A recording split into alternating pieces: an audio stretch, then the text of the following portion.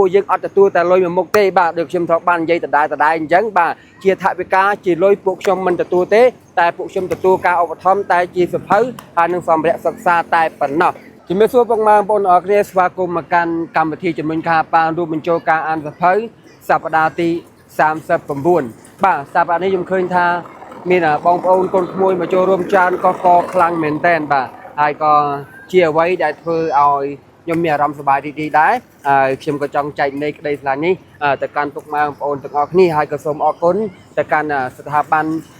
ផ្សេងៗដែលបានចូលរួមឧបត្ថម្ភជាសភៅក្តីជាសម្ភារៈសិក្សាក្តីមកកាន់កម្មវិធីរបស់ពួកយើងហើយតកតទៅនឹងចក្ខុវិស័យក៏ដូចជាបេសកកម្មរបស់ពួកខ្ញុំនៅក្នុងឆ្នាំនេះគឺខ្ញុំចង់ដើរប្រមូលសភៅឲ្យបានពី5ទៅ600ក្បាលក៏ប៉ុន្តែពួកយើងអត់ទាន់បានសម្បត្តិនៅឡើយទេបច្ចុប្បន្នសភៅដែលយើងមានដាក់ក្នុងកម្មវិធីគឺមានត្រឹមតែ